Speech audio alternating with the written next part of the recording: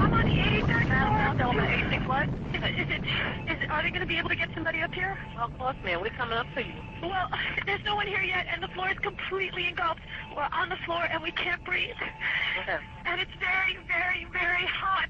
Okay. All I see is smoke. Oh, please. I'm going to die, aren't I? No. Say your... I'm going to die. Ma'am, say your prayers.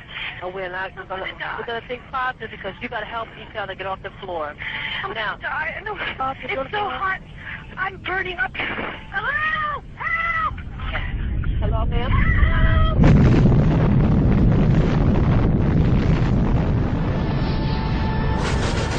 Osama bin Laden is the world's most wanted terrorist. Many to place of bin Laden's terrorist organization Al-Qaeda, the most feared terrorist And punish those responsible. Punish. It's a vast empire. I want justice. And there's an old poster out west, as I recall, that said wanted, dead or alive. En el sitio web del FBI verás que tienen fichado a Bin Laden y que se le cita como uno de los terroristas más buscados. Verás que se le acusa de los ataques de 1998, pero no del 11S. De hecho, muchos periodistas han llamado al FBI preguntando: ¿por qué no se relaciona Bin Laden con el 11S? Y el FBI contesta: porque no tenemos ninguna prueba.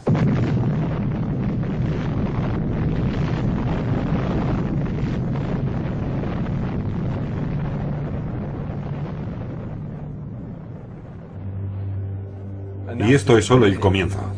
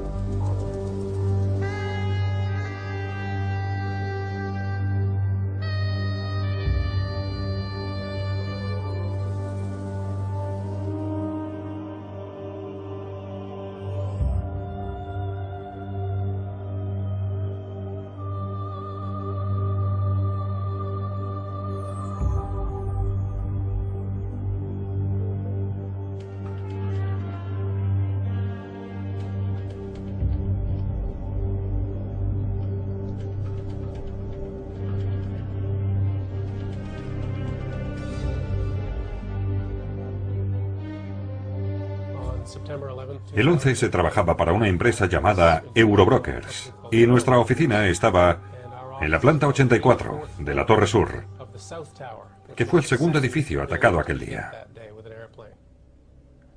Estaba trabajando en el ordenador y a las 8:46 de la mañana se produjo un fuerte...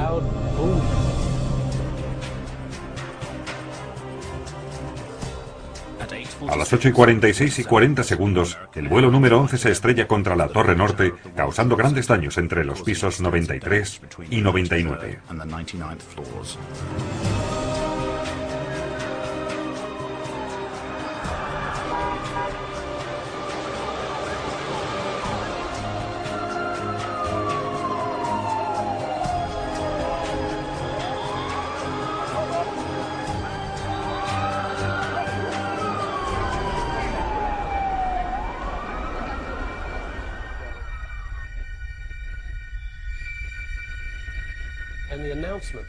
Nos llegó el aviso de la autoridad portuaria. Atención, por favor. El edificio 2, nuestro edificio. El edificio 2 es seguro. No hay necesidad de evacuar el edificio 2. 2 o 3 minutos después hablaba con un tal Bobby Cole. Bobby se encontraba 8 o 10 pisos por debajo y cuando escuchó el aviso, volvió a subir. Y mientras me lo contaba, oímos un boom y otro boom, 2 explosiones que hicieron temblar nuestro edificio. A las 9:03, el vuelo 175 se estrella contra la Torre Sur.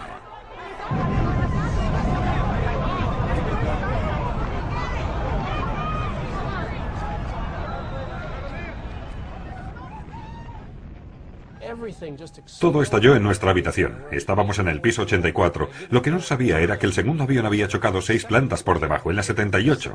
Y por tanto, que estábamos a solo 6 plantas por encima del impacto.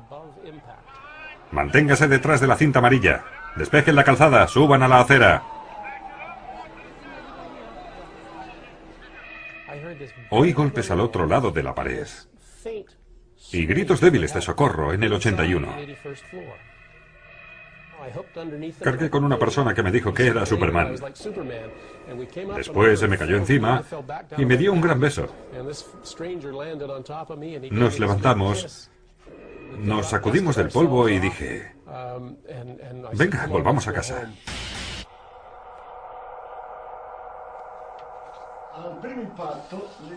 Con el primer impacto, las dos torres se tambalean, pero recuperan enseguida su equilibrio.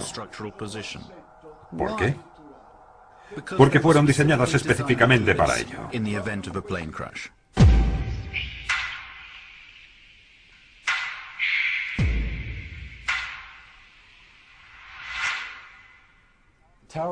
Las torres eran muy sólidas, como árboles.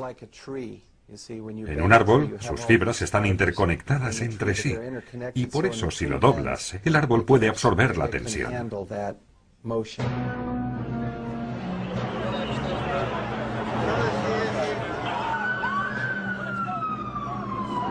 Sin embargo, 56 minutos después del impacto del vuelo 175, la Torre Sur se derrumba inesperadamente.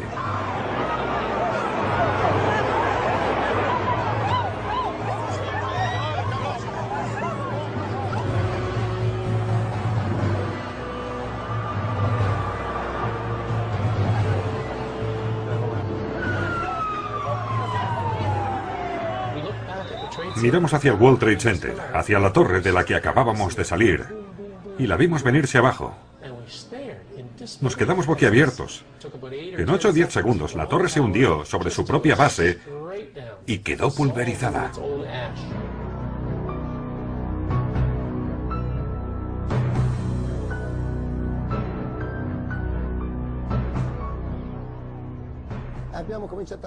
Empezamos a entrar en la torre cuando, de repente, la gente saltaba desde arriba.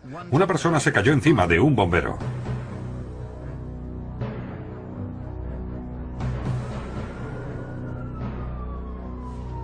A las 10 y 28 minutos también la torre norte se derrumba.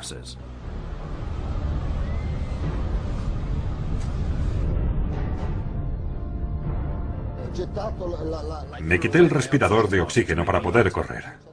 Huía porque veía a la torre venirse abajo. Luego me vi envuelto en una nube de polvo.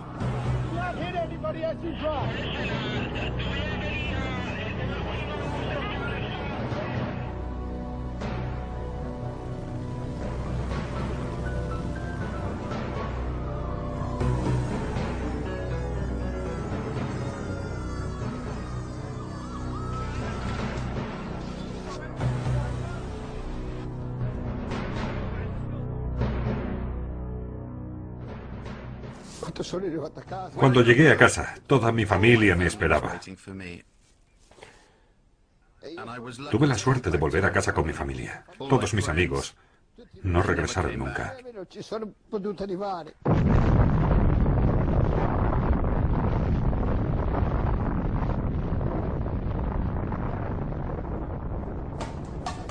La versión oficial sobre el colapso de las Torres Gemelas fue elaborada por el Instituto Nacional de Estándares y Tecnología, NIST, que entre los años 2002 y 2006 estudió la destrucción del World Trade Center, llegando a la conclusión de que el colapso de las torres fue provocado por los efectos combinados del impacto de los aviones y de los incendios generados por estos impactos.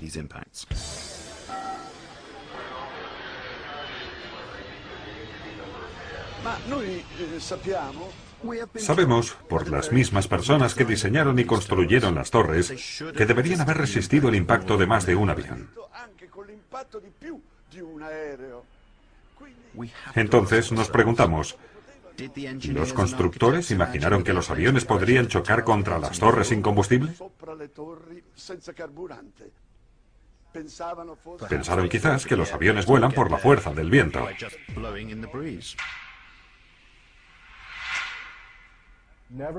Jamás, ni antes ni después del 11S, se ha caído un edificio de estructura de acero a causa de un incendio. En 2005, en Madrid, se produjo un incendio horroroso. Un rascacielos entero ardió. Era una enorme antorcha que ardió durante 20 horas consecutivas. Pero al final, la estructura aguantó. El rascacielos no se cayó.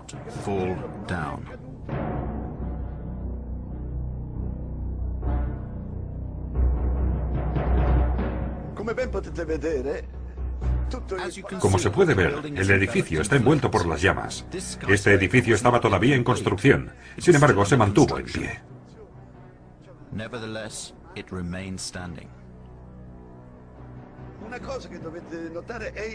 Algo a tener en cuenta es el color blanco de las llamas. Significa que hay mucho oxígeno que arde.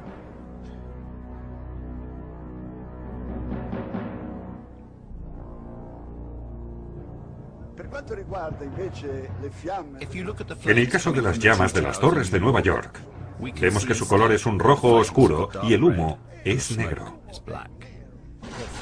Los incendios en ambas torres produjeron un humo denso, de color gris oscuro, casi negro. Esto indica que al fuego le faltaba oxígeno.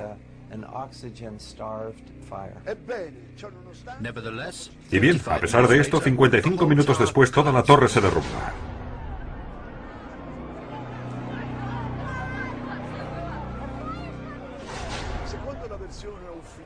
Según la versión oficial, hubo un momento en que la estructura de acero de las torres cedió.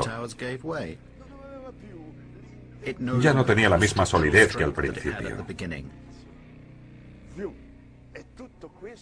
Y todo esto a causa del calor, de un calor inmenso. Aquí hay algo que suena raro. Sabemos que algunas personas lograron bajar desde lo más alto, atravesando la zona del incendio más intensa.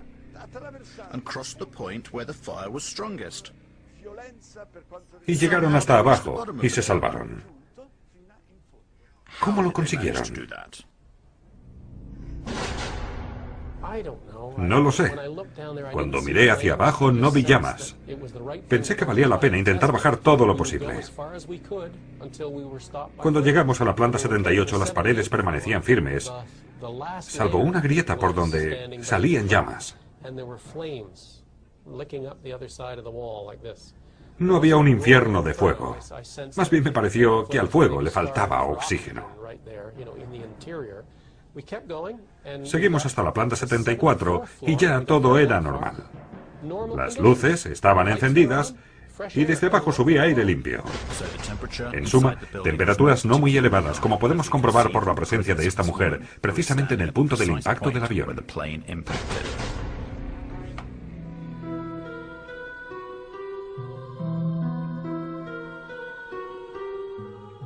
El NIST, para verificar la dinámica efectiva de los colapsos y la forma en que el calor afectó al acero, encargó numerosas pruebas, algunas de las cuales fueron realizadas por la empresa Underwriter Labs.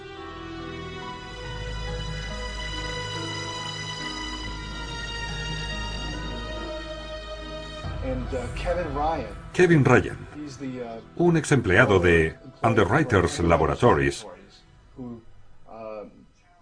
cuestionó públicamente el informe del NIST. Una semana después fue despedido de la empresa. Hicimos pruebas sobre modelos de escala en agosto de 2004. Y las pruebas desmintieron la teoría principal de la caída de los edificios, la llamada Pancake Theory.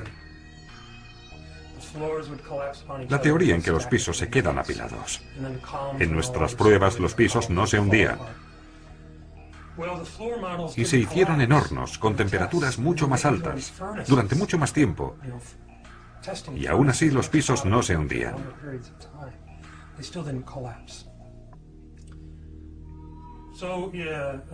Meses después, el gobierno actualizó su informe y señaló que no solo no hubo colapso, sino que habían hecho pruebas con muestras que habían recuperado del incendio, que indicaban claramente que las temperaturas eran muy bajas.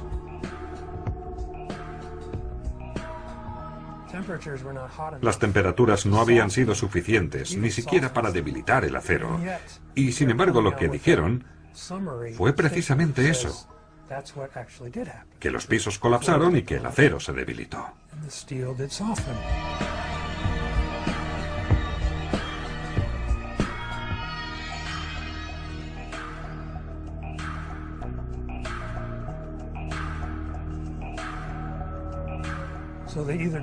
Por tanto, minimizaron los resultados de las pruebas o los ignoraron, y al final metieron todo eso en un ordenador. Gracias a los ordenadores, el NIST consiguió corregir este problema. La teoría pancake fue sustituida por la teoría del acortamiento por doblamiento. Según el instituto, el calor debilitó los pisos que comenzaron a doblarse hacia abajo. Los muros exteriores de las torres también se doblaron hacia el interior hasta no poder soportar el peso de las estructuras superiores. Su última teoría procede casi en su totalidad de la computadora, y el ordenador no es realmente accesible. No nos han permitido revisarlo. Tras investigar durante 1 año y medio, descubrí que no solo contradijeron los resultados de sus propias pruebas, sino que además manipularon los parámetros de prueba. Se duplicó una cosa y otra se partió por la mitad. Por ejemplo, su versión dice que los aviones llevaban 13 toneladas de combustible. La aviación civil dice que fue un promedio de 6,5 toneladas. Por lo tanto, se duplicó, está claro. También se duplicó el tiempo de exposición al fuego. 90 minutos en lugar del que sabemos que fue. 45 y 50 minutos en uno y en otro edificio.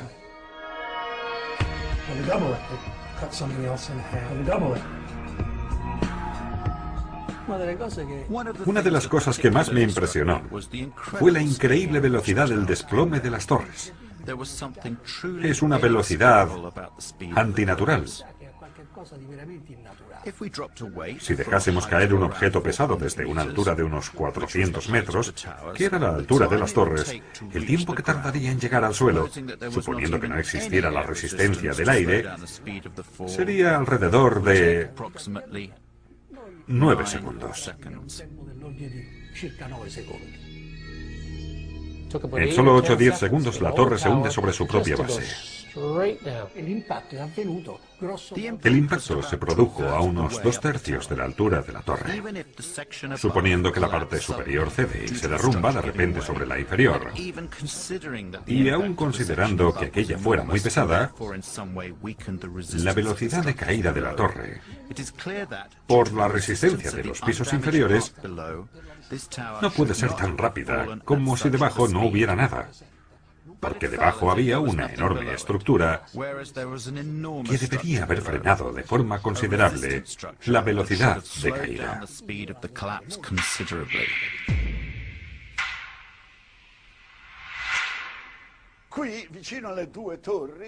Aquí, cerca de las 2 torres, hubo otra gran torre que fue alcanzada por los desechos de esta torre y que también se derrumbó. Este edificio, un edificio enorme de 47 pisos, nunca fue alcanzado por un avión. Sin embargo, se colapsó ese mismo día, pero 7 horas después de que cayera la última torre gemela, 7 horas más tarde.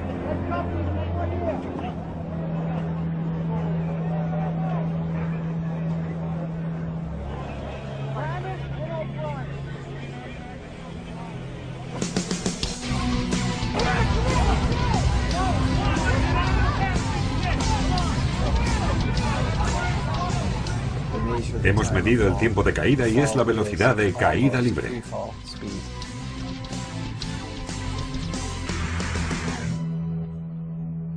La caída de la Torre Norte inflige graves daños al edificio 7, en el cual surgen numerosos incendios. Son esos daños y el fuego, según la versión oficial, lo que provocan su desplome. Pero ¿por qué este se produce a la velocidad de caída libre? Cuando vi el desplome del World Trade Center 7, entendí que se trataba de algo que se debía estudiar y que no se podía pasar por alto. Pero eso no es todo. Hay algo insólito que comparte los escombros de las Torres Gemelas y del World Trade Center 7. Algo que no puede ser el resultado de un desplome espontáneo. Hay este acero fundido, que ahora hemos estudiado a fondo y que procede de los edificios, y que permaneció en grandes charcos debajo de los escombros de los 3 rascacielos, esto es, de las 2 torres gemelas y del edificio 7. Se ha hecho un análisis por parte de un instituto especializado que examinó la estructura de una viga recuperada de la Ground Zero.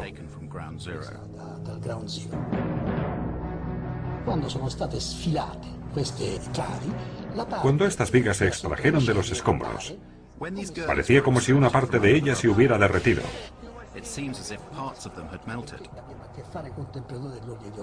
Esto es totalmente inexplicable, porque las temperaturas alcanzadas por el fuego no sobrepasan como máximo los 800 grados. Para fundir una viga de acero se deben alcanzar temperaturas de alrededor de 1600 grados.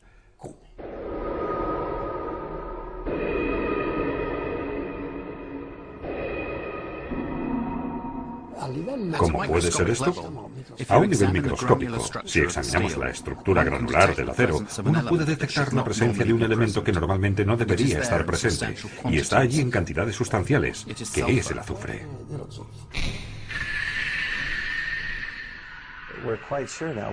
Estamos bastante seguros ahora de dónde vino este metal fundido.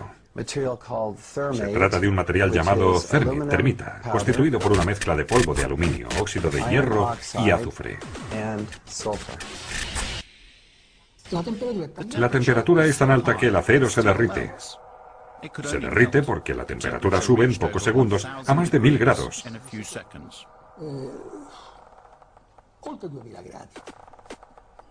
El uso de termita pudiera haber causado la fusión de las vigas de acero. La presencia de termita en los edificios indica que alguien colocó ese material en las columnas de acero para cortarlas de través.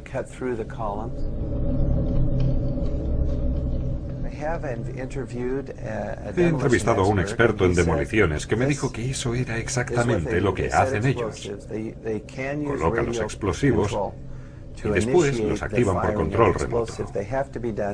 Tienen que hacerlo en secuencia para hundir el edificio rápidamente y de forma perpendicular, una demolición controlada.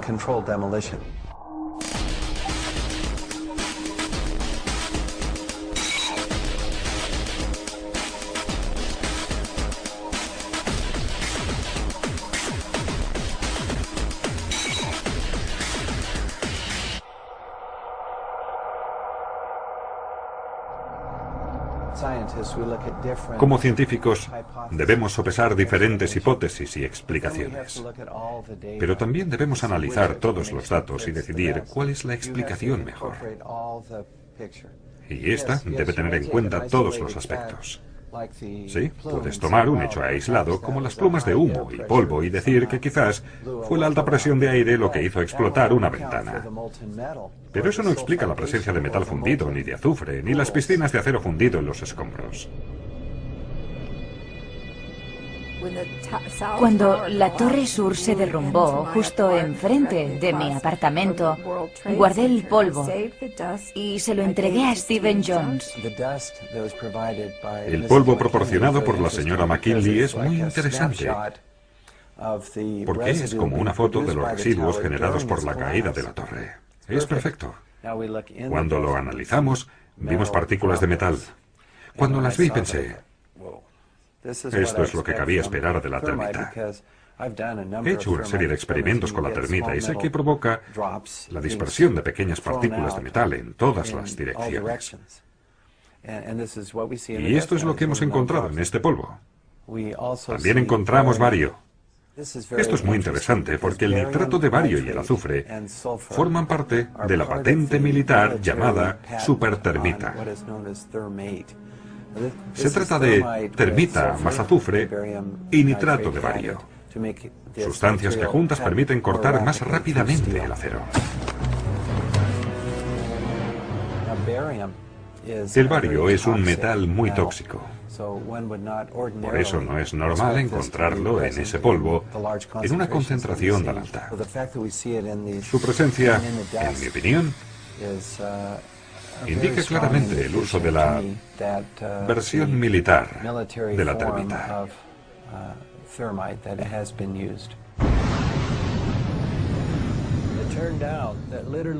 Resulta que decenas de bomberos y empleados sanitarios declararon que oyeron 1, 2, 3, 7, 8 y según algunos 10 explosiones en el interior del edificio. Algunas de las personas presentes en el edificio dijeron que cayeron al suelo por la fuerza de las explosiones. Otros testimonios dicen haber visto destellos y muchos dijeron que parecía una de esas demoliciones que se ven en la televisión hechas con explosivos. Vimos los destellos, las ondas típicas de la demolición y escuchamos las explosiones. Trabajaba allí desde hacía 20 años como portero y haciendo la limpieza. El edificio contaba con 6 niveles en el subsuelo. Las empresas de mantenimiento del World Trade Center se encontraban en el sótano B1. Cuando estaba allí, a las 8:46 de repente se produjo una explosión tan fuerte que nos levantó del suelo. Estaba intentando entender lo sucedido, cuando unos 5 o 6 segundos después escuchamos otro boom mucho más arriba. Se trató de 2 hechos diferentes, por tanto. En ese momento dije, Dios mío, un chico entró corriendo en la habitación. Ese chico entró con las manos por delante y los brazos despellejados, con la piel colgando de la punta de los dedos. Y en ese momento pensé que era su ropa. Fui a decirle algo.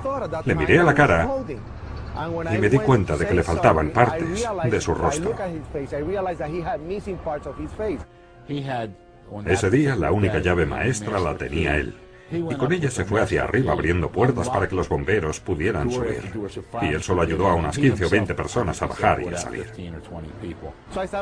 Así que empecé a abrir las puertas de la escalera para que la gente pudiera escapar. Willie se convirtió en un héroe y fue invitado a la Casa Blanca. Tenemos una foto en la que George Bush rinde honores a Willie Rodríguez por su heroísmo.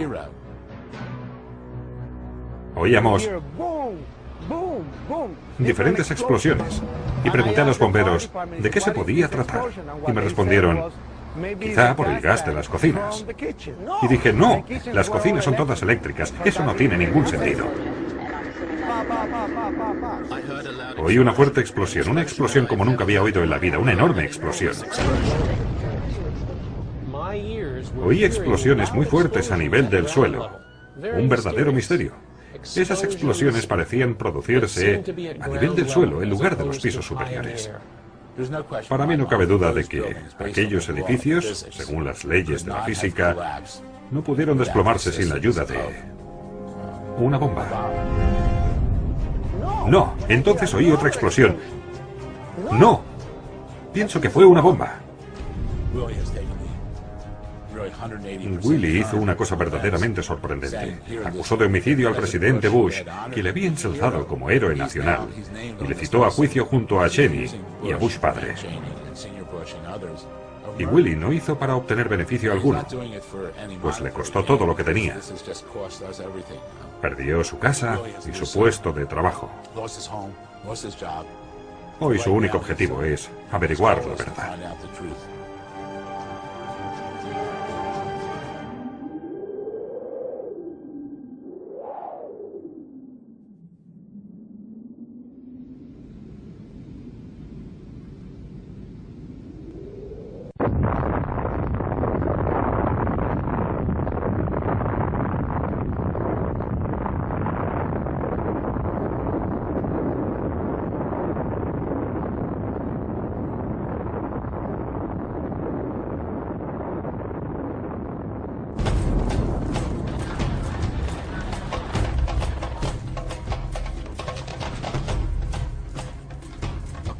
Según la versión oficial, a las 9:37 horas, el vuelo número 77 de American Airlines se había estrellado contra el Pentágono.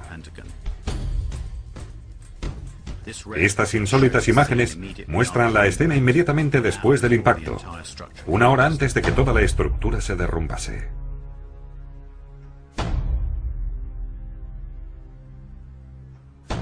Como se puede ver, es una escena muy inusual, ya que uno esperaría ver cosas como trozos del avión, maletas, desechos por todas partes, igual que en todos los demás accidentes aéreos. Y en cambio, no se ve nada de eso.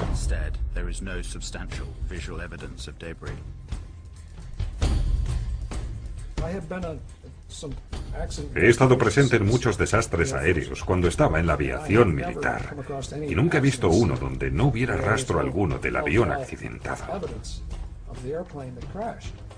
Aquí tenemos un presunto desastre aéreo en el que no hay indicios, ninguna prueba. Cero. ¿A dónde se fue el avión? ¿Se desintegró contra la fachada? Si así fuese, en la zona del desastre habrían esparcidas diferentes partes del avión. Cosas como los motores, el tren de aterrizaje, los frenos y las ruedas son muy difíciles de destruir porque están hechas con materiales muy resistentes. No creo que un avión pueda ir tan rápido como para que estas cosas queden pulverizadas. Nunca lo he visto en toda mi vida. Miras alrededor y hay un agujero de 5 metros para un avión que tiene más de 38 metros de largo.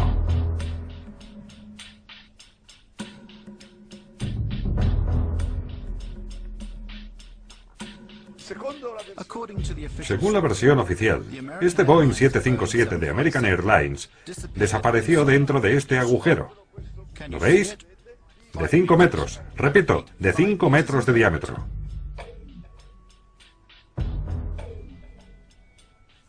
Vamos a hacer algunos cálculos. Un Boeing 757, con sus alas naturalmente, tiene 38 metros de anchura.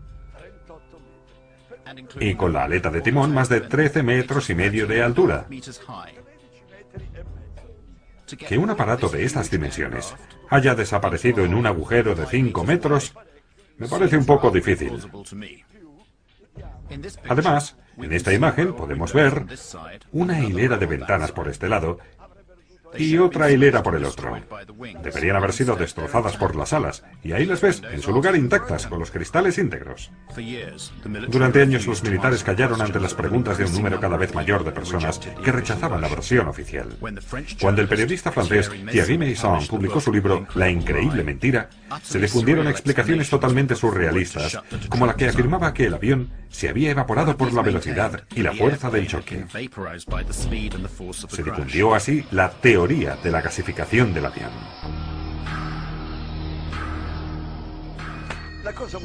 Una cosa extraña es la desaparición de algunos componentes de este Boeing. En primer lugar, los dos motores, y después las alas. ¿A dónde fueron a parar? ¿Gasificadas? Por lo que se refiere al fuselaje, quedó intacto y traspasó la pared exterior del Pentágono y salió por el otro lado, por la parte opuesta, destruyendo numerosas columnas.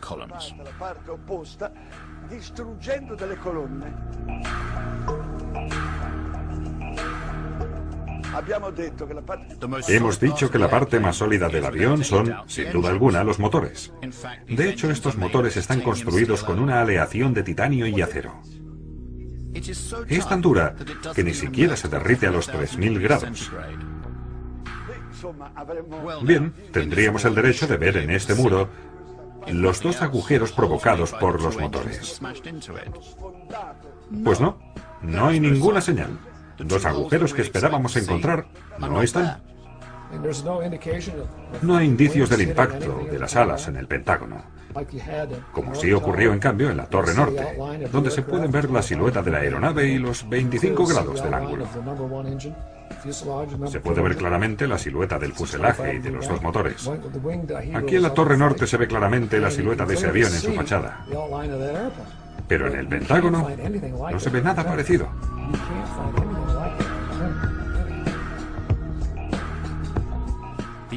Estas incongruencias hacen difícil defender la versión oficial. Así, mientras los militares continuaban callados, aparecieron en Internet y en la prensa varias fotos de restos del avión encontrados en el Prado o a lo largo de la trayectoria del avión dentro del edificio. De acuerdo, nada de gasificación. Pero enseguida difundieron otra teoría que sugería que el avión, entrando en aquel agujero de 5 metros, plegó las alas como hacen las libélulas Por eso, una vez dentro, allí se encontraban los restos, motores, etc. Allí dentro. Una de mis tareas en el ejército fue interpretar imágenes científicas y técnicas de inteligencia durante la Guerra Fría.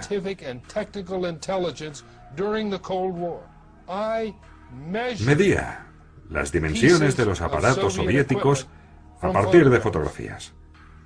Ese era mi trabajo. Ahora, miro el agujero del Pentágono y miro el tamaño del avión que se supone que ha chocado contra el Pentágono.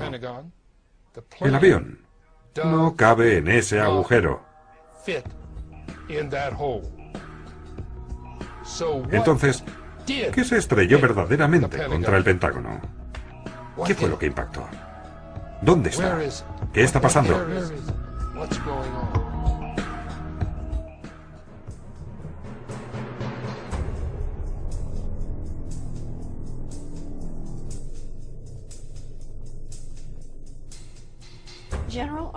El general Arnold esa mañana, inmediatamente después del presunto impacto, ordenó a uno de sus pilotos de caza que sobrevolara el Pentágono y le informara de lo que había visto. El general Larry Arnold, en ese momento, era el comandante del NORAD, Comando de Defensa Aeroespacial de América del Norte. El piloto informó al general que no había pruebas, ninguna prueba de un impacto de un avión contra el Pentágono.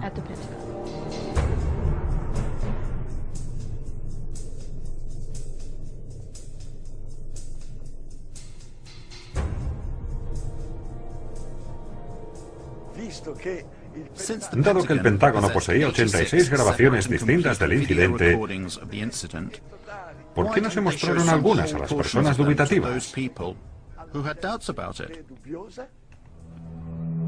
El FBI fue inmediatamente al lugar y confiscó las cintas de videovigilancia. Confiscaron 86 vídeos. Del Pentágono, del parking del Pentágono, de la gasolinera del otro lado de la autopista, de un hotel cercano, así como de cualquier otro edificio que tuviera videovigilancia en toda la zona. Durante mucho tiempo las autoridades militares se negaron a desclasificar las escenas del impacto. Pero en 2006, el Ministerio de la Defensa se vio obligado a acceder a las peticiones, liberando 4 de las secuencias de vídeo. El de la gasolinera y el del hotel no son útiles porque no encuadran la escena o la filman desde demasiado lejos. Son los 2 vídeos del parking los que se ofrecieron como prueba definitiva del impacto del vuelo 77. Los 2 vídeos son casi idénticos. Los motores de un jet no emiten humo blanco, y en cambio, se ve un humo blanco que sale de la cola del aparato. Francamente, no hay elementos suficientes en estas fotografías para decir exactamente qué era. Pero se puede decir lo que no era. No tiene el tamaño de un Boeing 757. Si fuera un 757 sería mucho mayor que el aparato que vemos en la imagen.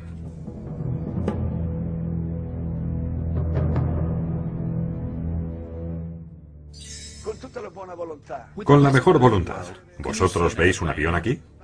El Pentágono nos contestó, no, no se ve el avión porque lamentablemente el avión pasó entre un fotograma y el siguiente. Entre un fotograma y el siguiente.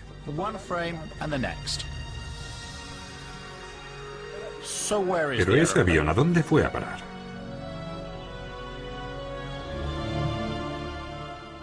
Según la agente del FBI, Jacqueline Maguire, como se puede ver en esta declaración jurada, solo una cámara tomó imágenes de la escena, y esos son los fotogramas que ya hemos visto.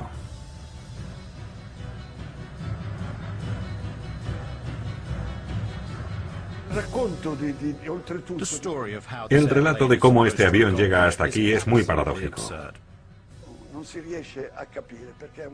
No se puede imaginar cómo, con el fin de ponerse a la altura de la fachada del Pentágono, ha sido capaz de dar un giro de 270 grados a una velocidad aproximada de 800 kilómetros por hora.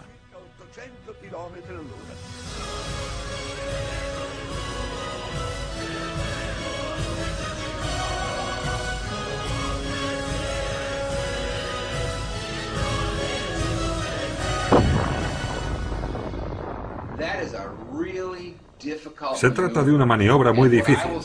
Le digo que incluso un piloto experto con miles de horas de vuelo probablemente tendría que hacer 10 o 20 intentos antes de realizar con éxito esa maniobra.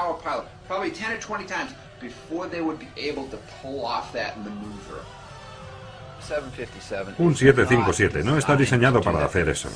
Está diseñado para viajar en línea recta por el cielo. No puede hacer acrobacias. No se puede hacer eso con uno de estos grandes aviones.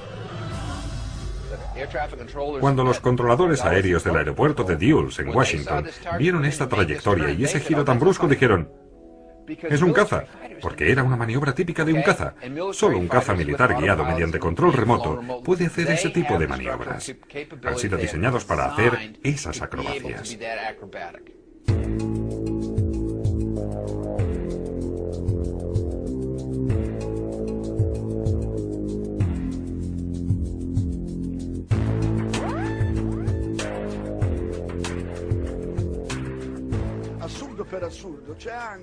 El colmo del absurdo es la altura a que este avión volaba.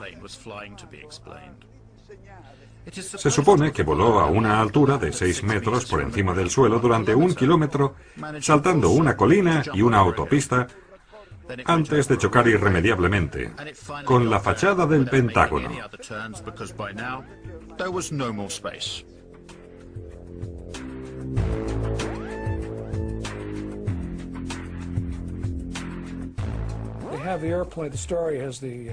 Han dicho que el vuelo 77 iba a 530 millas por hora, pero es una velocidad imposible. No se puede ir tan rápido a una cota tan baja.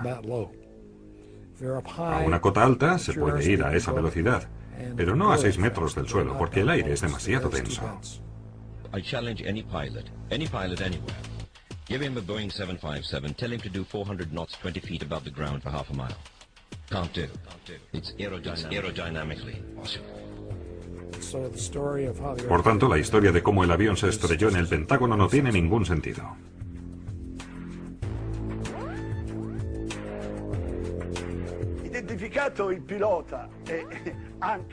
Identificado el piloto secuestrador, su instructor de vuelo declaró que este, que había sido su alumno, ni siquiera era capaz de pilotar una avioneta de un solo motor. Estos hombres no tenían la experiencia necesaria para maniobras tan complejas, suponiendo que el avión fuera capaz de aguantarlas. Estos chicos no tienen experiencia.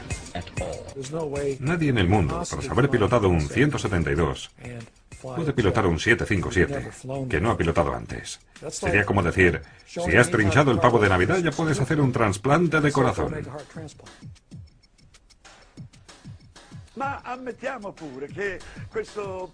Admitamos que este piloto incompetente pudiese pilotar un Boeing 757.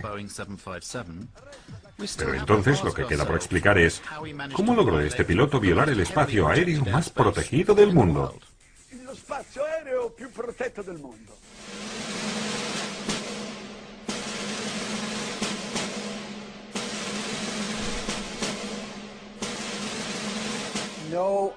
Ningún avión no detectado se aproxima al Pentágono o a la Casa Blanca. Eso no ocurre. Punto. El espacio aéreo de Washington D.C., llamado P-56, es de los más controlados del planeta. Cuenta con su propio sistema de seguimiento por radar y de respuesta militar. P-56 es el espacio aéreo restringido en torno al Pentágono y a la Casa Blanca. Es una zona muy sensible a la que ningún avión no identificado puede acceder. Washington tiene una zona de defensa aérea de 50 millas de radio y una zona protegida de 17 millas alrededor del monumento a Washington, y luego otra zona de 3 millas alrededor del Capitolio. Es un espacio aéreo impenetrable. No puede ser de otra manera, dada la importancia de los edificios que se encuentran allí. Es una zona totalmente inaccesible. Nadie entra allí dentro. Nadie. En la base aérea de Andrews, a 15 kilómetros de Washington, hay cazas F-16 y F-18. También la 113ª Unidad Aérea de la Guardia Nacional se encuentra en una base aeronaval en la costa y pueden enviar cazas en muy poco tiempo. Las dos bases estaban operativas aquel día, pero ninguna de las dos intervino. Además, el Pentágono tiene su propio sistema de defensa. Si un avión, cualquier clase de avión, iba hacia el Pentágono, ¿por qué las baterías antiaéreas del Pentágono no dispararon? Después de todo, estamos hablando del edificio más protegido del planeta.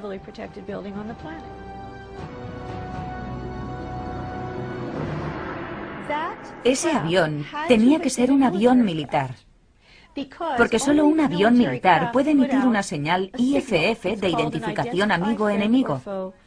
Por tanto, solo un avión militar podía acercarse al Pentágono sin ser derribado. Los dos sistemas que leen los radares militares son uno de emisora civil y otro militar llamado IFF.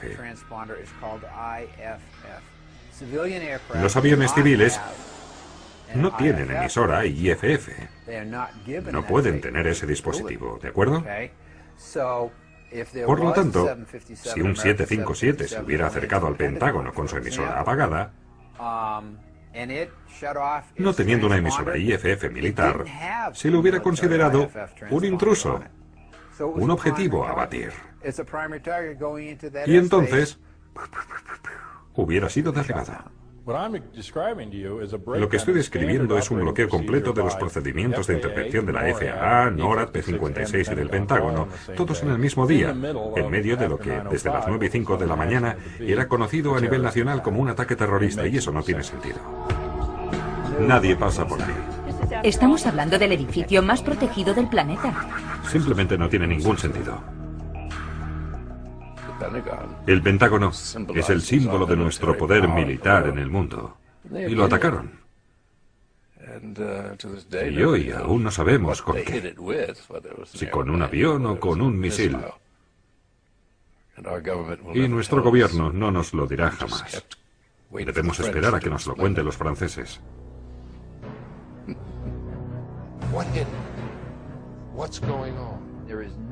Hasta ahora no hay nadie que haya dicho con toda seguridad en esta investigación que se trataba del vuelo 77. Lo suponen, lo presumen, lo imaginan. Dicen, esto es lo que creemos que es. El controlador aéreo, Daniel O'Brien, que vio en el radar el objeto no identificado procedente del oeste a una alta velocidad, no tenía manera de saber de qué se trataba, porque solo disponía de los datos del radar primario, mientras la emisora del radar secundario estaba desactivada. Para poder identificar un objeto en el radar primario, es necesaria una comunicación recíproca entre el piloto y el controlador aéreo. El piloto debe informar sobre una determinada ubicación geográfica, o debe haber la posibilidad de decirle al piloto que haga una serie de giros, y a continuación, el controlador puede observar todos los objetivos en su radar y decir, ahí está el avión que hace las maniobras que le he dicho que hiciera. Ahora sí que puedo identificarlo. Eso nunca ocurrió. Es una locura. Si realmente el vuelo 77 desapareció de la pantalla del radar durante 36 minutos, como dice la versión oficial, esto significa que el avión ya no volaba, o volaba tan bajo que no era detectable por el radar, una de dos. O tal vez el avión aterrizó en algún lugar, en un campo remoto. En este caso tendría sentido que el avión desapareciera durante 36 minutos. Pero, aparte de estas, no existen otras explicaciones convincentes. A la luz de lo que hemos visto y oído, nos parece que la versión oficial del 11S no es muy adecuada. Queremos que nos expliquen los hechos y, sobre todo, queremos que estos sean debidamente investigados. En suma, queremos que alguien, por fin, nos explique la verdad. Los Estados Unidos gastan 892.000 millones de dólares por año para defender a sus ciudadanos y su territorio. Es el país mejor protegido del mundo. Lo ha dicho el presidente Bush. Sin embargo, el 11S, el corazón de América, fue atacado desde el cielo y 3.000 ciudadanos indefensos fueron asesinados en sus ciudades. Si hubiera formado parte de la comisión de investigación, habría formulado la única pregunta que la aviación militar no ha sido capaz de explicar de forma congruente. ¿Por qué los cazas no despegaron automáticamente cuando los primeros aviones fueron secuestrados?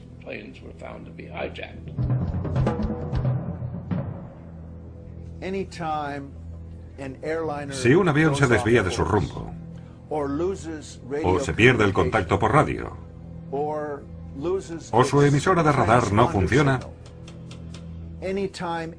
cada vez que se produce alguna de estas tres circunstancias, el avión debe ser interceptado. En el 11S se dieron estos tres supuestos. Y sin embargo, ningún avión fue interceptado. Los aviones volaron entre 20 y 90 minutos sin ser interceptados.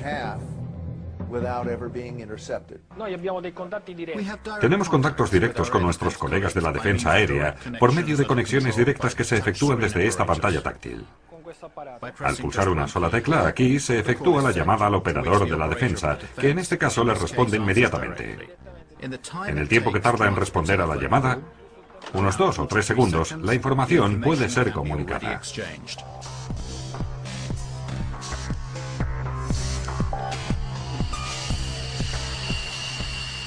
Entonces, ¿por qué los 4 aviones no fueron interceptados y derribados? Los cazas vuelan mucho más rápido que un avión de pasajeros. Aunque hubieran despegado con retraso, les habrían alcanzado fácilmente antes de que se estrellaran.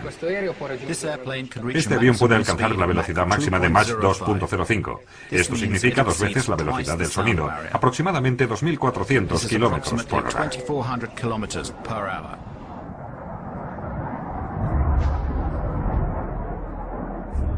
En el noreste de los Estados Unidos hay 16 bases de la Fuerza Aérea. ¿Por qué no fueron interceptados los aviones? Según la versión oficial, la defensa aérea fue informada demasiado tarde.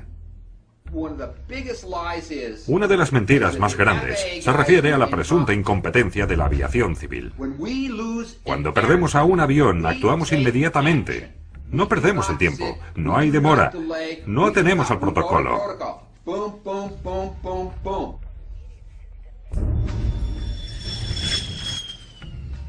Cuando los controladores vieron que con el vuelo 11 se perdía el contacto, se apagaba su emisora de radar y que cambiaba radicalmente su ruta, no decidieron ciertamente hacer una pausa para tomarse un café. En 2001 hasta septiembre se habían producido 67 casos de emergencia aérea. Los cazas pueden alcanzar un avión sospechoso en 6 minutos, 10 como máximo. En las 67 emergencias de aquel año intervinieron siempre. Nunca había sucedido que una emergencia aérea fuese ignorada por tanto tiempo, hasta el 11S. Mucha gente comenta, el presidente tuvo que autorizar el disparo sobre aviones civiles, y cosas por el estilo. Eso no es cierto. Un piloto de caza tiene la responsabilidad y la facultad autónoma para derribar un avión si piensa que la situación lo exige. Así es como funciona. No hay que esperar una orden militar. No hay que esperar órdenes de ningún tipo. Eso no es una opción. Es la regla. Eso es ser piloto de caza. Comporta obligaciones muy precisas, a menos que se reciba la orden de no despegar. Antes de 1970 solo había un protocolo para el despegue de los cazas, rapidísimo, inmediato. Luego, en los años 70, hubo secuestros en nuestro espacio aéreo y el tiempo de reacción no era tan rápido. Para evitar que los secuestradores se dieran cuenta de nuestra intervención, los cazas no despegaban inmediatamente, sino que se aproximaban discretamente al avión secuestrado por la cola. De esta forma se añadió un segundo protocolo, y este era más lento, dado que era necesaria la aprobación del Pentágono para el despegue de los cazas. Los 2 protocolos se mantuvieron vigentes hasta el 1 de junio de 2001, 3 meses antes del 11S. En junio del 2001, Rumsfeld y el Pentágono cambiaron los procedimientos. Así, de uno rápido y otro lento, se pasó a solo un protocolo lento. Si se hubiera reaccionado inmediatamente, los cazas habrían despegado enseguida y los aviones secuestrados nunca hubieran alcanzado sus objetivos. Cuando los controladores llamaron al Pentágono, dado que solo había este protocolo lento, ¿sabes qué pasó? ¿Sabes quién no contestó el teléfono? Pues el Pentágono. Pongo un ejemplo que permitirá entender lo que hizo Rumsfeld. Supongamos que en vuestra ciudad hay un incendio y llamáis a los bomberos, pero que los bomberos necesiten el permiso del alcalde para poder actuar. ¿Qué pasa si el alcalde está fuera desayunando o durmiendo y no contesta el teléfono? Observad atentamente estas imágenes captadas solo unos minutos después del ataque al Pentágono. El hombre que está ayudando a trasladar a una víctima es el secretario de Defensa, Donald Rumsfeld. Pero ¿no es el máximo responsable de la defensa de la nación? ¿Por qué mientras los Estados Unidos están siendo atacados no está en el puesto de mando?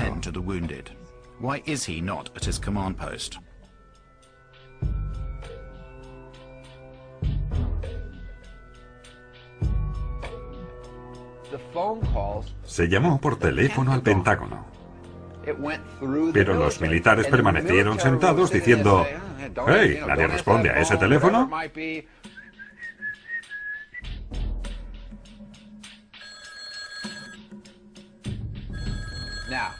¿Qué te parecería que los bomberos te dijeran: «No podemos ir a apagar el fuego ni a salvarte la vida porque el alcalde no nos ha dado su autorización»? Y el día 12 de septiembre se cambiaron de nuevo los protocolos y se volvió al primer protocolo, al rápido de antes, que es el que hoy está en vigor.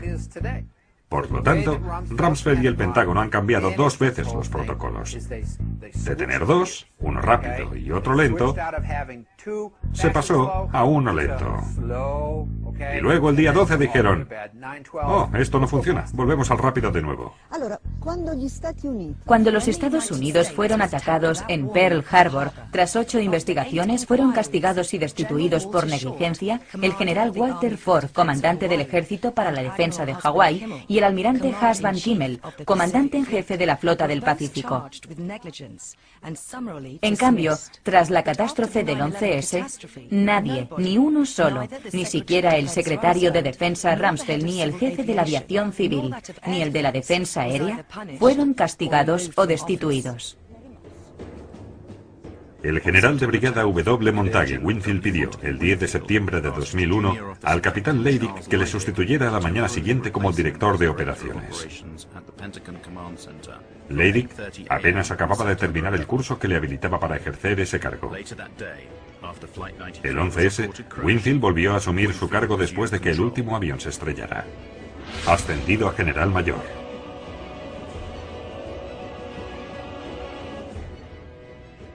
Capitán Charles Leidig era el director de operaciones en sustitución de Winfield la mañana del 11S. Ascendido a almirante y director de operaciones de la Sexta Flota de las Fuerzas Navales en Europa. General de brigada David F. Worley Jr. El 11S era el comandante de la base aérea de Andrews, que era la más cercana al Pentágono. Ascendido general mayor del Comando General de la Guardia Nacional del Distrito de Columbia. Richard B. Myers, vicepresidente del Estado Mayor de las Fuerzas Aéreas. El 11S era el jefe interino de todas las Fuerzas Armadas porque el jefe del Estado Mayor, Hugh Shelton, estaba fuera del país. Ascendido a jefe de Estado Mayor el 1 de octubre de 2001. El 14 de septiembre de 2001, tras solo 3 días de investigaciones, el FBI ya lo sabe todo acerca de los secuestradores de los vuelos. En las últimas 24 horas hemos investigado todos los indicios posibles y los hemos utilizado como el fundamento de la investigación. Hemos hablado con muchos parientes de las víctimas y hemos identificado, creo que con éxito, a muchos de los secuestradores de los 4 aviones. Veamos el caso Lockerbie. Se tardó 2 años para hacer las acusaciones en ese caso. 2 años. En este caso, en solo 3 días, el FBI proporcionó los nombres de los secuestradores sin aportar ninguna prueba de que estuvieran realmente a bordo de los vuelos. El 12 de septiembre de 2001, el fiscal general de los Estados Unidos, el señor Ashcroft, declara al mundo entero que se ha encontrado el pasaporte de uno de los secuestradores a pocas manzanas de las ruinas de la zona cero.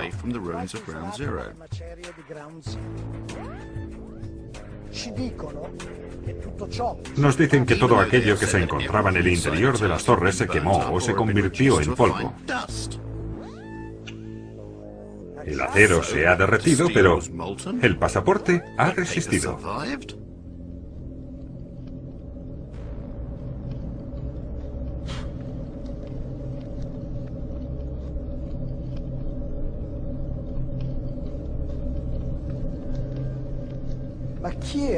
Pero ¿quiénes eran realmente los secuestradores? La versión oficial dice que 15 de los 19 eran naturales de Arabia Saudita, que fueron entrenados en Afganistán y que eran fundamentalistas islámicos, musulmanes fanáticos.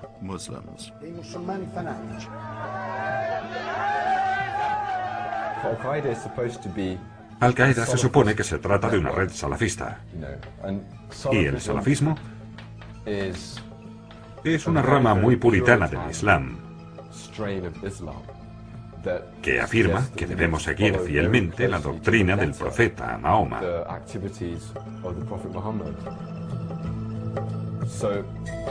¿Esas personas eran fundamentalistas islámicos?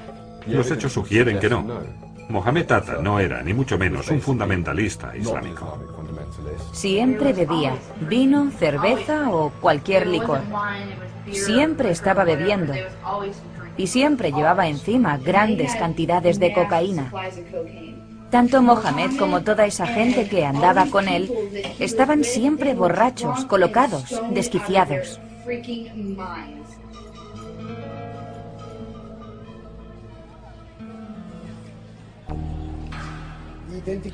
Los perfiles de los secuestradores presentados por el FBI son realmente una locura.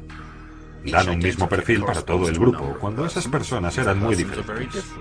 Tienen diferentes actitudes y diferentes biografías.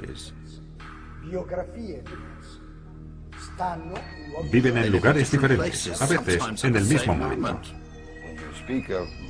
Se habla mucho de Mohamed Atta, pero ¿de qué Mohamed Atta? Quizás del que vivía en Hamburgo, Alemania, controlado por la inteligencia alemana. Del Mohamed Atta que aparece en Venice, Florida, donde hay un importante centro de la Agencia de Seguridad Nacional, donde supuestamente aprendí a volar en una escuela de avionetas Cessna.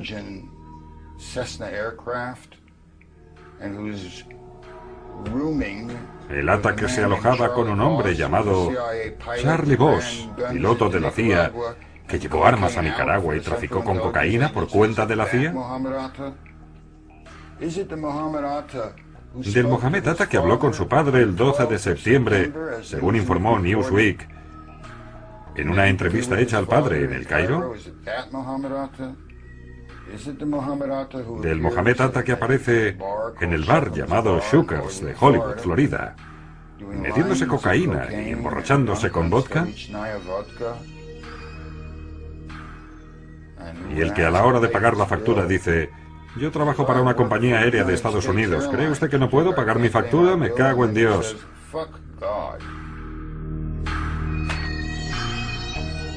Este no es el comportamiento de un fundamentalista islámico que está a punto de participar en una misión suicida.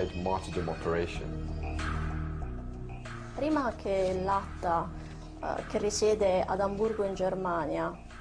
Atta vivía en Hamburgo, Alemania, según la versión oficial, y antes de trasladarse a los Estados Unidos, alguien en su nombre fue a una oficina del Departamento de Agricultura donde solicitó a una funcionaria un préstamo de $650.000.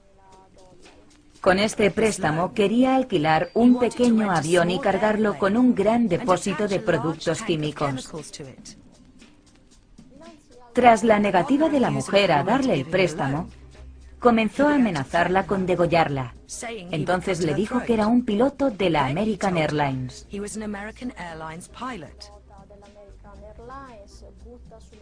Tiró un manojo de billetes en el mostrador y pidió información sobre los sistemas de seguridad de las Torres Gemelas. Incluso intentó convencerla de que le vendiese un póster del Pentágono que había en la oficina, y después se fue. ¿Es ese el comportamiento de un miembro de una célula secreta? ¿O el de un individuo que solo desea ser recordado? Esto no es el comportamiento de un fanático islámico que está a punto de participar en una misión suicida. Según la versión oficial, Al-Omari y Atta parten de Florida rumbo a Boston, de donde despegarán 2 de los aviones secuestrados. Pero cuando llegan a Boston, el coche no se detiene. Siguen hasta el estado de Maine, 300 kilómetros más al norte, y viajan hasta Portland. Es la tarde del 10 de septiembre. El día siguiente será el día más importante de sus vidas. Un día en el que no pueden cometer errores. ¿Qué hacen? Pasan la noche allí y llaman mucho la atención. Pagan con tarjetas de crédito que van a su nombre. Hacen todo lo posible por dejar rastros de su presencia. A la mañana siguiente, a las 6 horas, vuelan de Portland a Boston. El avión que deben secuestrar despega solo media hora después de su llegada a Boston. Un tiempo tan corto que puede hacer fracasar su plan.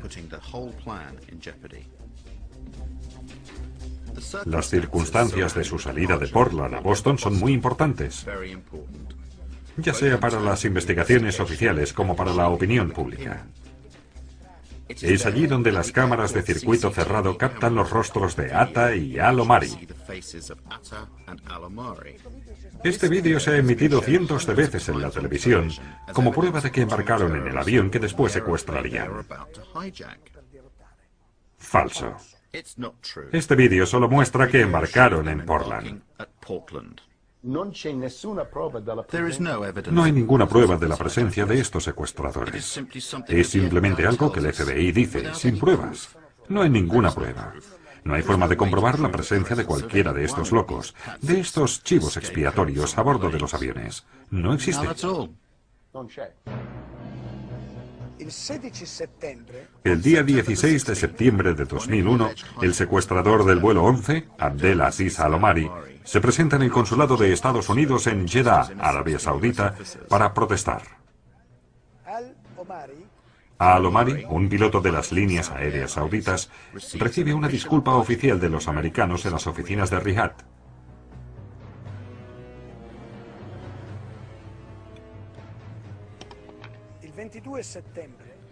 El 22 de septiembre, también Walid al-Shaheri declara que sigue vivo.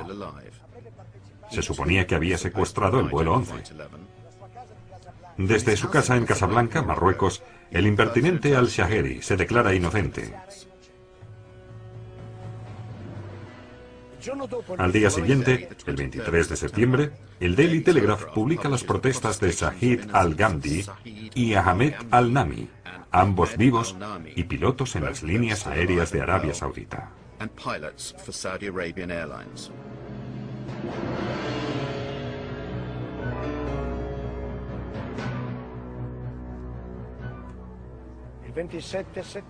El 27 de septiembre, la CBS encuentra a Salem al-Hazmi. Según el FBI, murió en el vuelo 77 que impactó en el Pentágono. Sin embargo, curiosamente, se obstina en seguir vivo en Arabia Saudita, donde trabajaba en una instalación petroquímica.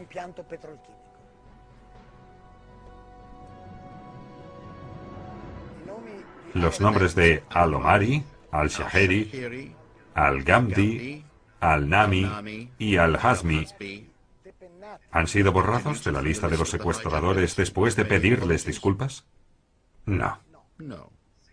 6 años después, estas 19 personas siguen siendo las únicas culpables de los atentados.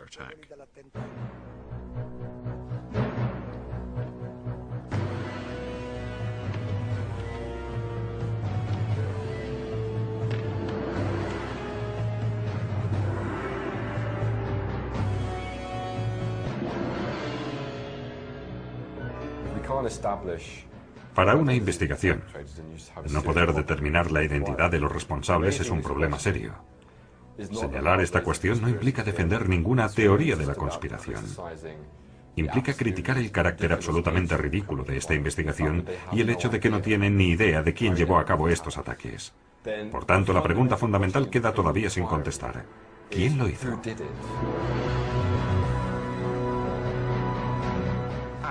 Tienen a esta organización malvada. Tienen al líder, Bin Laden, de esta organización malvada. Tienen a una red secreta en unas cuevas de Afganistán. Parece el guión de una película de James Bond.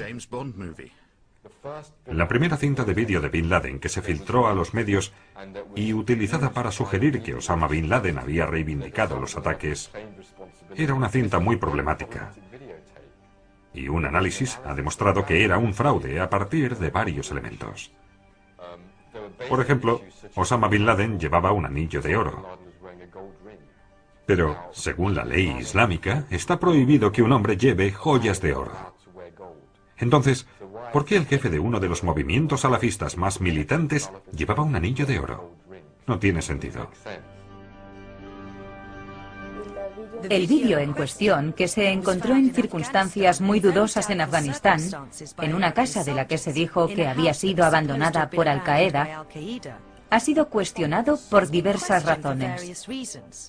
Por ejemplo, una red de televisión alemana me dio una traducción alternativa completamente diferente a la dada por los investigadores estadounidenses. No reclaman un papel en los ataques del 11S, sino sencillamente están explicando lo que ocurrió el 11S.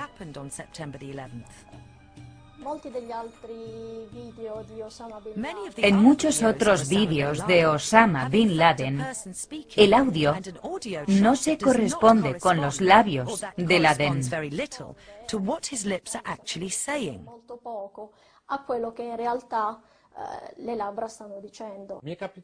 Muchas veces me preguntan, ¿cómo puedes dudar de la versión oficial si Bin Laden mismo ha aparecido varias veces en la televisión diciendo, yo lo hice?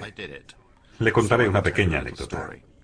Y se la debo contar porque las imágenes no se las puedo mostrar, porque los que las han producido nos han prohibido reproducirlas.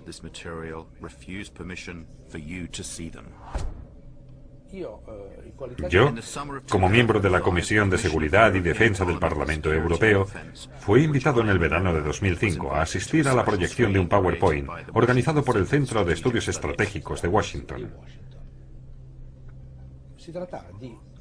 En él se explicaba qué sucedería en Europa si Bruselas fuese atacada con una bomba nuclear. 50.000 muertos, centenares de miles de heridos, una nube radioactiva, las reacciones de las capitales occidentales. De repente, en la pantalla aparece Osama Bin Laden atribuyéndose la responsabilidad por el ataque nuclear a la sede de la OTAN. Todos los miembros del Parlamento, incluido yo mismo, ni siquiera comenzamos a discutir.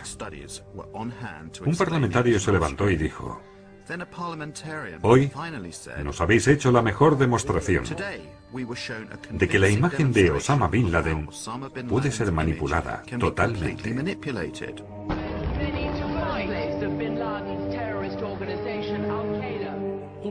Todas las imágenes que hemos visto en los últimos años tal vez nunca han sido reales, del mismo modo que no se ha producido el ataque nuclear contra la sede de la OTAN. Nos niegan el uso de estas imágenes. No importa, tengamos paciencia. Echad un vistazo. Así es como aparecía Osama Bin Laden el 7 de septiembre de 2007. Ahora, comparadlo con los otros Bin Laden que hemos visto en años anteriores. ¿Os parece posible que con el paso del tiempo rejuvenezca? ¿Os parece posible que su barba sea cada vez más oscura? ¿Os parece posible que su nariz crezca en tamaño? No necesitamos hacer muchos análisis. Hasta un niño se da cuenta de que se trata de dos personas diferentes, pero en cambio nos la han presentado como si fueran la misma. Y esta historia nos la llevan contando desde hace más de 6 años. ¿Organizó Bin Laden los atentados del 11S? Y en caso afirmativo, ¿lo hizo solo o con alguien más?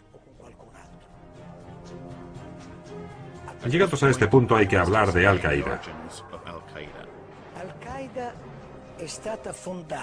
Al-Qaeda fue fundada por Bin Laden en 1989, al final de la guerra entre soviéticos y guerrilleros islámicos en Afganistán.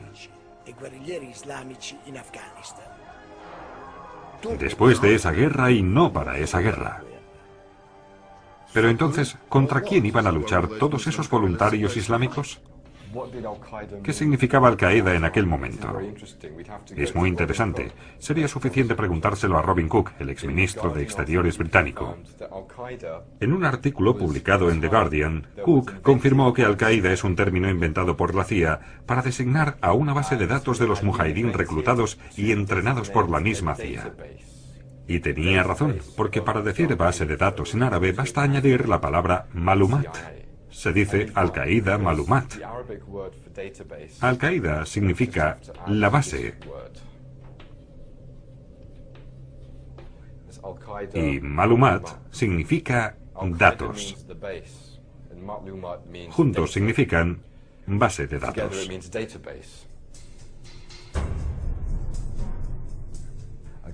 Al-Qaeda es una bufonada. Al-Qaeda no es una organización. Al-Qaeda es solo una etiqueta. No existe una organización que se llama Al-Qaeda. Al-Qaeda es una lista de los participantes en la guerra de Afganistán de los años 80. Al-Qaeda no es nada. Es solo un espantajo hinchado por la propaganda occidental para mostrar a la gente el gran mal.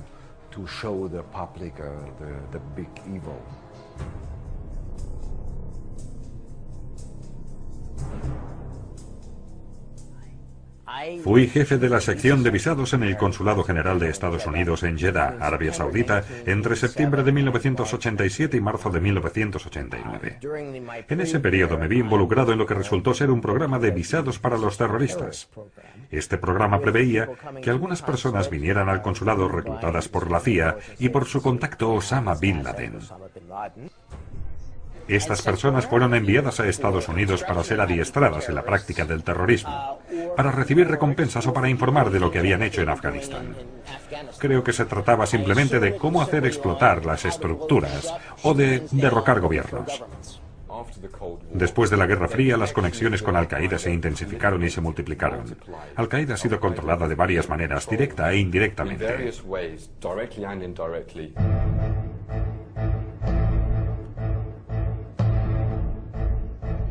Al-Qaeda ha sido utilizada de forma sistemática en diversos conflictos. Entre 1992 y 1995, aparece en el conflicto de Bosnia.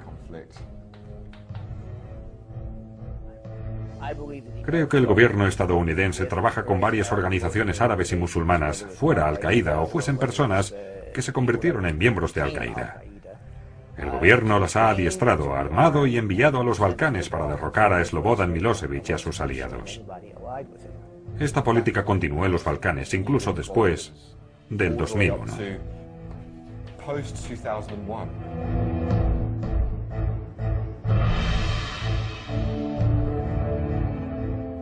Los servicios secretos americanos, que durante la guerra solo entregaron armas, después de la guerra también emplearon a mujahidín en paro. Hay un montón de testimonios de los mujahidín recogidos por los tribunales alemanes.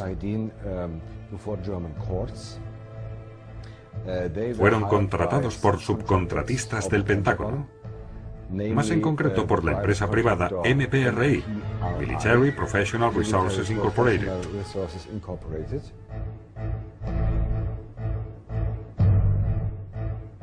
MPRI era privada, pero en realidad era un tipo de entidad secreta del ejército de Estados Unidos. Tienen a más generales de 4 estrellas contratados que el propio Pentágono.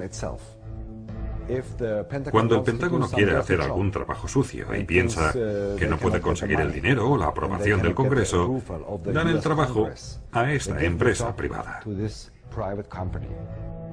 A principios de verano de 1999, el MPRI trajo a estos mujahidín de vuelta a los Balcanes, especialmente a Kosovo, para ayudar al Ejército Terrorista de Liberación Nacional. Los emplearon y les pagaron mensualmente. Muchos mujahidín bosnios participaron en los grandes atentados terroristas de los últimos 5 años. Por ejemplo, si hablamos del 11S, 5 de cada 7 árabes involucrados eran excombatientes mujahidín en Bosnia. 5 de 7. Nadie habla de ello. Como saben, quienes han pedido un visado para ir a Estados Unidos, para tramitarlo se precisa un tipo de información muy detallada. Un alto funcionario del consulado de Jeddah, Michael Springman, dimite y denuncia que en esa oficina trabajan muchos hombres de la CIA camuflados y que la oficina expedía fácilmente muchos visados a personas muy sospechosas. Me dijo un buen contacto, un hombre de negocios de fuera del consulado americano, que si decía una sola palabra de lo que ocurría en el consulado, me despedirían inmediatamente. Esa oficina en Jeddah expidió muchos de los 15 visados utilizados por los secuestradores para entrar en los Estados Unidos. De estas 15 solicitudes de visado, ninguna es regular. Por ejemplo, para el destino, muchos de ellos escribieron hotel, Nueva York o California, y en un caso simplemente no. Por tanto, fue una práctica habitual hacer entrar a los terroristas de Al-Qaeda en los Estados Unidos para adiestrarlos. Y esto se prolongó durante años. Lo mismo ocurrió con los involucrados en el 11S. 6 de los terroristas, entre ellos Mohamed Atta, se adiestraron en instalaciones militares de Estados Unidos.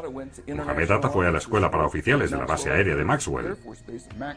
La base aérea de Maxwell, en Alabama, la base aérea Brooks, en Texas, la base aérea naval de Pensacola, en Florida, el Instituto Lingüístico de la Defensa, la Agencia de Inteligencia de Monterrey, California.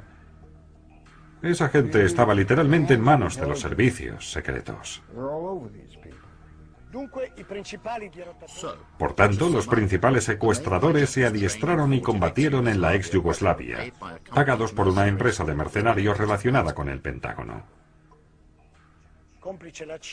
Gracias a la CIA consiguieron los visados para entrar en Estados Unidos.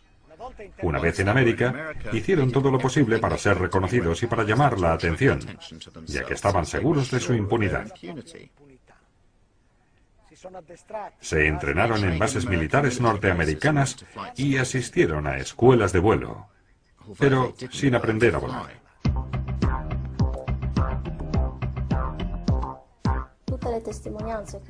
Todos los testimonios sobre estas clases de vuelo indican que estos hombres eran totalmente incapaces de pilotar incluso pequeños aviones.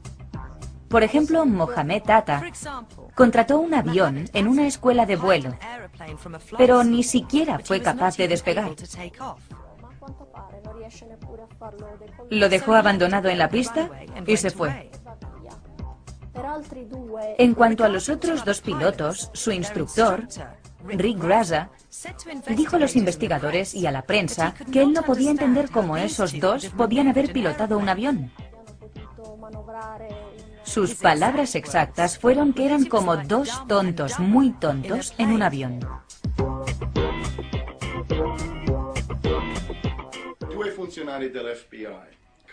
Dos agentes del FBI, Colin Rowley en Minneapolis, en el estado de Minnesota, y otro que se encontraba en Phoenix, en Arizona, enviaron mensajes a la sede central del FBI diciendo, más o menos, Tengan cuidado.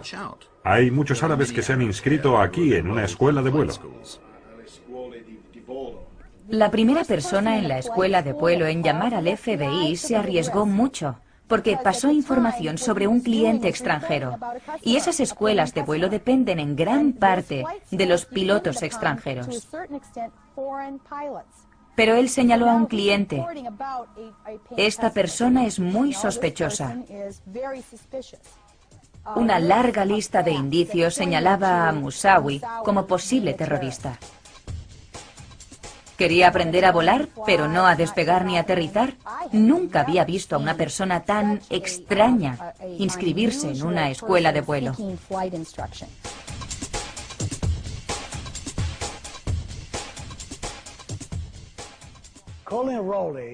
Colin Rowley informó inmediatamente a sus superiores en Washington. Pero no pasó nada. Las investigaciones fueron obstruidas.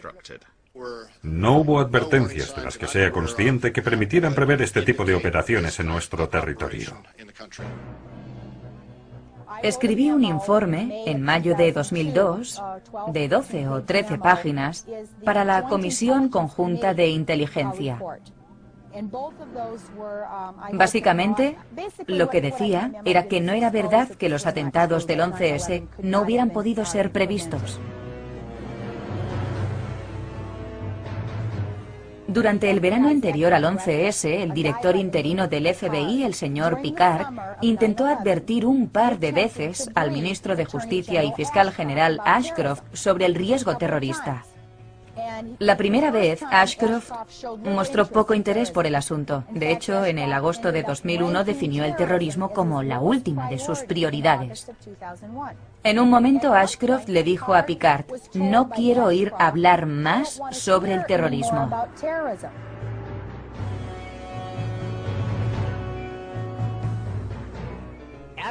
Después del 11S, cuando escuché que los aviones se habían estrellado en las Torres Gemelas y en el Pentágono, me dije: Jesús, han sido las mismas personas que, según Los Angeles Times, habían obtenido sus visados en el consulado de Estados Unidos, en Jeddah.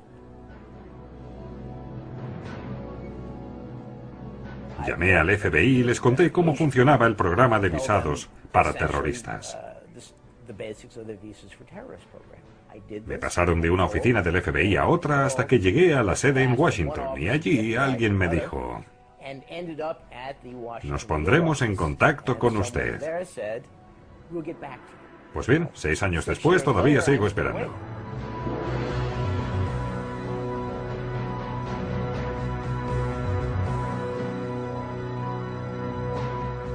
Habíamos recibido algunas cintas de audio obtenidas 3 meses antes del 11S a partir de una fuente nuestra, de un informador iraní que estaba al servicio del FBI desde hacía 10 años, desde el 1991 o 1992.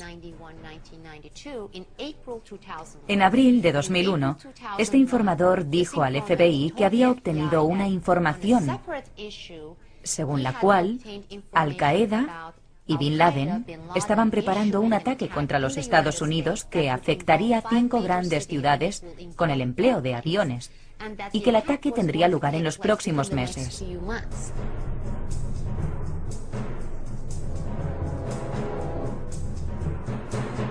Tomaron nota de la información, la consideraron importante, llenaron los formularios, regresaron al cuartel general y luego transmitieron la información a sus superiores. Pero no sucedió nada. 2 meses después, se reunieron de nuevo con el mismo informador y este les preguntó: ¿habéis hecho algo con la información que os di?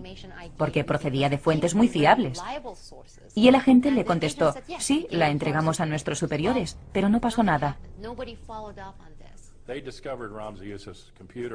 En el 1996, en las Filipinas, descubrieron en el ordenador de Ramzi Youssef los detalles del plan Bojinka. Este plan preveía el secuestro de aviones para estrellarlos contra el Pentágono, la Casa Blanca, el Capitolio, la sede de la CIA y las Torres Gemelas. Un año antes del 11S, en octubre de 2000, el Pentágono había llevado a cabo un ejercicio con los bomberos. Un ejercicio en el que se simulaba el choque de un avión contra el Pentágono y la intervención de los bomberos. En suma, no se trató de un hecho imprevisto e inesperado. No solo se lo esperaban, sino que ya estaban preparados para afrontarlo.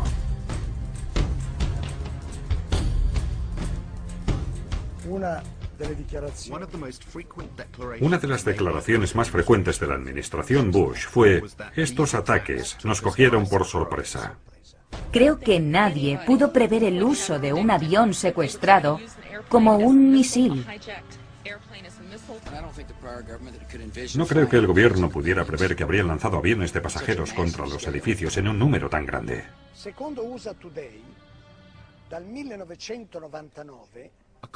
Según el diario USA Today, desde 1999, la aviación militar estadounidense realizaba 4 veces al año ejercicios en los que se simulaba el secuestro por terroristas de aviones civiles.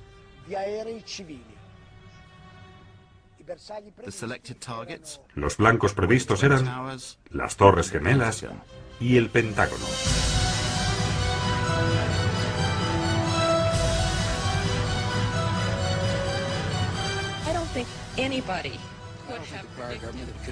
Nadie pudo prever.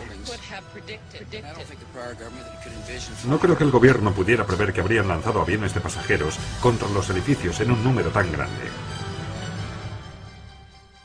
El 11 de septiembre de 2002, The New York Times dijo: un año después, los ciudadanos tienen menos información sobre las circunstancias de la muerte de 2.801 personas a plena luz del día en el extremo meridional de Manhattan que lo que se sabía en 1912, después de algunas semanas, sobre el Titanic. 5 años después de aquel artículo, todo lo que pasó aquel día es todavía un misterio. Mi nombre es Bob McIlvaine, soy de Pensilvania. El 11 perdí a mi hijo Bobby, que tenía 26 años. Acababa de ser contratado en la empresa Merrill Lynch. Siempre es difícil.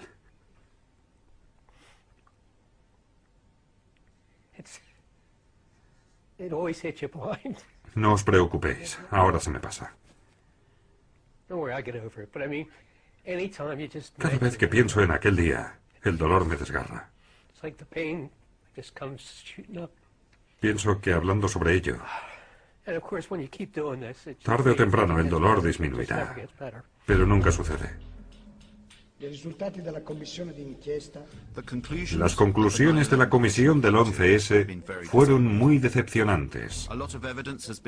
Muchas pruebas han sido ignoradas. Muchos testimonios no han sido llamados a declarar. El informe final pasa por encima de muchas cuestiones claves. Unos pocos días antes del 11S, Mohamed Atta recibió una enorme cantidad de dinero, cerca de $100.000, dinero que le fue entregado por un oficial de los servicios secretos pakistaníes. El escándalo es que la comisión del 11S del Congreso de Estados Unidos nunca interrogó a este hombre y nunca trató de averiguar nada sobre la historia de esos $100.000. Mientras todo el mundo estaba ofreciendo testimonios televisados a toda la nación, el mío quisieron que fuera puerta cerrada. ¿Por qué quisieron que fuese a puerta cerrada? No tiene ningún sentido. De todos modos, yo les dije exactamente lo mismo que he dicho aquí, que oímos las explosiones, que hubo personas que resultaron quemadas antes del impacto del avión, que estas personas estaban vivas y que podían ser interrogadas. Y, wow, qué sorpresa cuando finalmente se hicieron públicas las conclusiones. Mi nombre no aparecía por ninguna parte, no se me mencionaba. No llamaron a ninguno de los testigos que les había señalado. Había 17 bomberos y 22 supervivientes.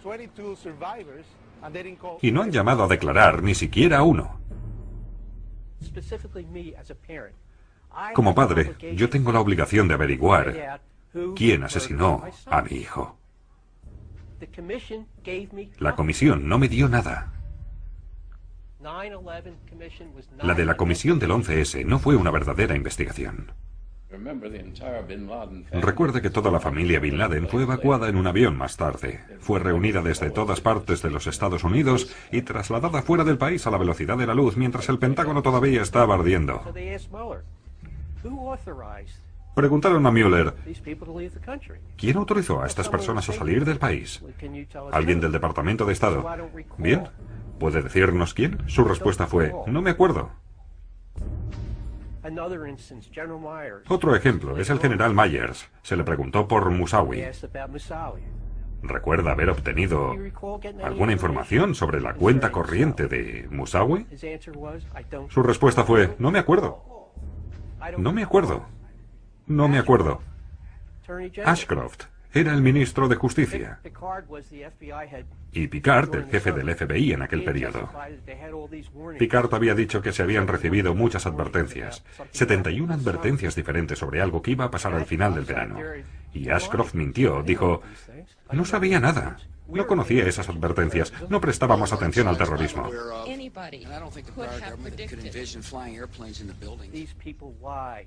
Estas personas mintieron y nuestro gobierno las protege. Era obvio que estaban mintiendo. Deberían ir a la cárcel.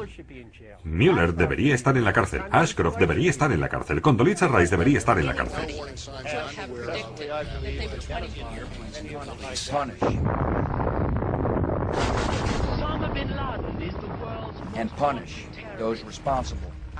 Tienen a esa malvada organización.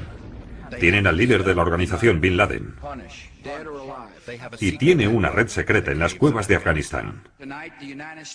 Esta noche los Estados Unidos hace las siguientes demandas a los talibanes. Entregad a las autoridades de los Estados Unidos a todos los líderes de Al-Qaeda que se esconden en vuestro país.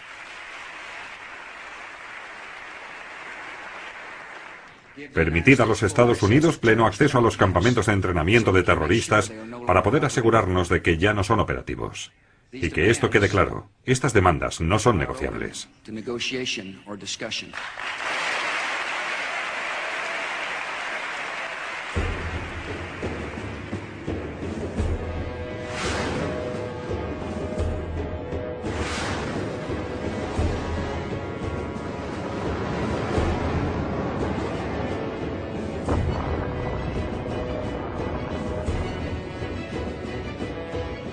Es evidente que jamás encontrarán a Bin Laden porque entonces todo el mundo podría pensar que la guerra contra el terror ha terminado.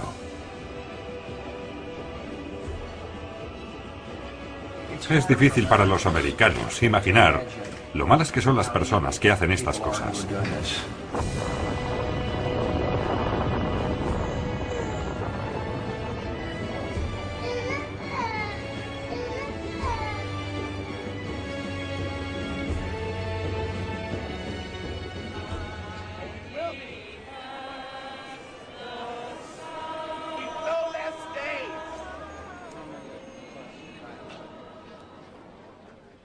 No soy un conspiracionista.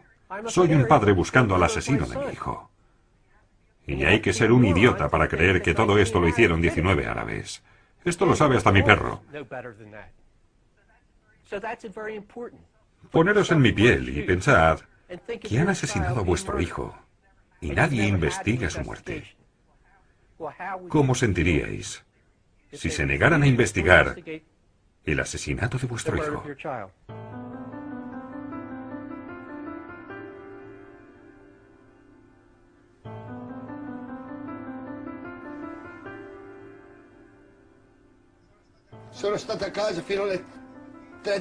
Estuve en casa hasta las 3 de la madrugada. Entonces me levanté porque no podía dormir. Volví allí abajo, para tratar de encontrar a alguien. ¿No podía haber otro bombero o policía atrapado allí abajo? Una persona que trabajara allí. Quería encontrar a alguien para sentirme algo mejor.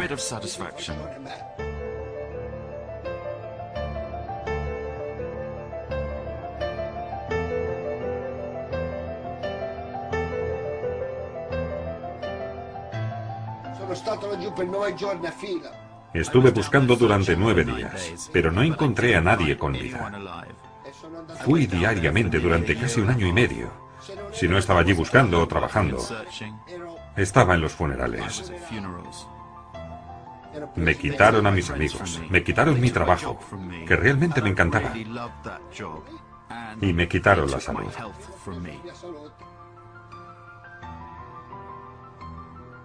No quiero olvidar ese día.